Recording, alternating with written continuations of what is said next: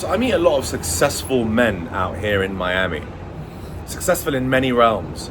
Financially, they're in good shape. They've got a bit of social status. They've done something important in their lives. They might have been CEOs. They might be retired.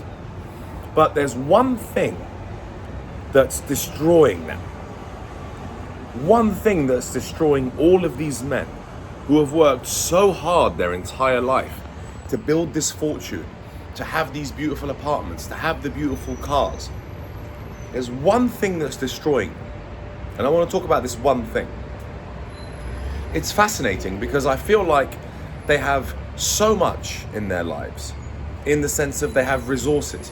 The cars I see here, the apartments, the villas, hundreds of millions of dollars on beautiful real estate, beautiful cars, the dinners, the places they go out in. I am in the epitome of what you describe as the cream of the crop in terms of wealth.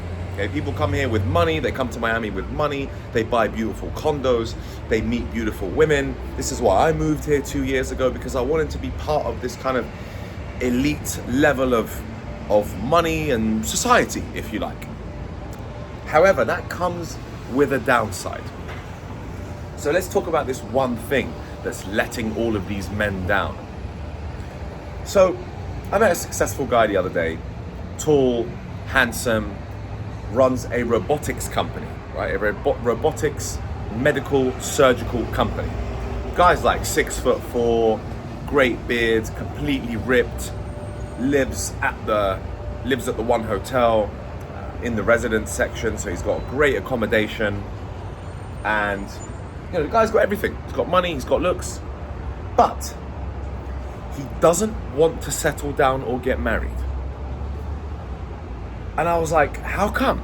I mean, I knew why, but I wanted to ask. I was like, how come, bro? How come you don't want to settle down or get married? Like, what is it that's stopping you from doing so? He's like, oh man, it's just not for me, man. It doesn't make any sense. So I probed deeper and deeper to find out more. It's like, okay, what doesn't make sense? He was like, financially, I don't know what I would do. It doesn't make sense financially. All my assets would be under pressure. And I was like, what about a prenup? Wouldn't you get a prenup? And he was like, yeah, but that doesn't mean shit these days.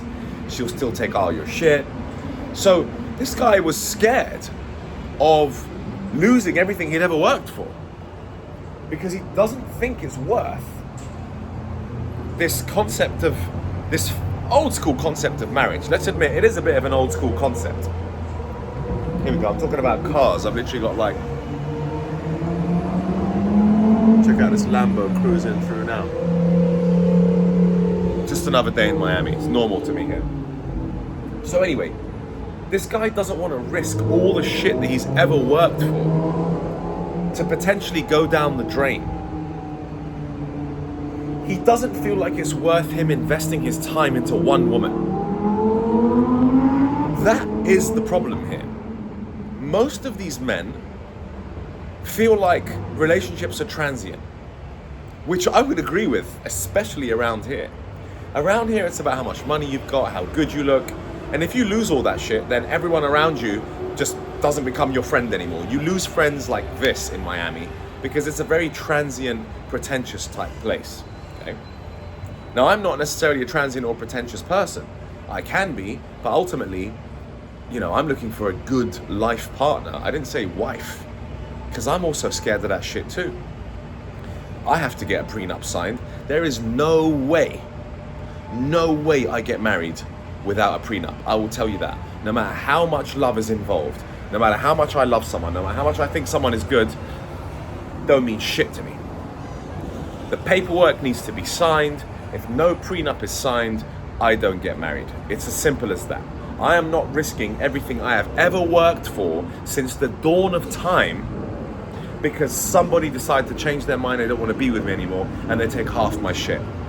To me, that's the worst investment. I understand investments. I've been in investments since I left university at 21 years old, working for UBS Investment Bank as a trader on the alternative investment strategies desk in equity derivatives. Those are just a bunch of jargon words I just threw at you there. But it would be the worst investment to ever make, to get married and to risk half of my money? What? No way. Makes no fucking sense. Now, if you have children with that person, of course I understand the children need to be protected. That's a different story.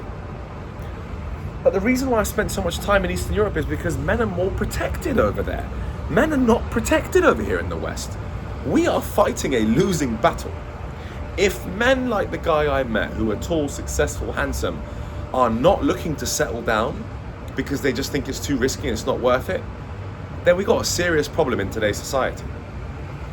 So that is the one thing that lets these men down over here, is that they'll probably not have children, they'll probably not have a life partner, they'll probably continue to play the field and sleep around.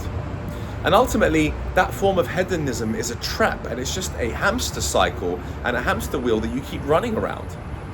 You look at someone like Mark Zuckerberg. Mark Zuckerberg has stuck to one woman for a very long time. Now, she's not exactly a top model, but he probably loves her, they stay focused, and they're strong together, and that's why men like Mark Zuckerberg continue to do great things, because he's focused and he has the right woman by his side and he hasn't chosen her for the wrong reasons. Most men will choose a woman based on her looks.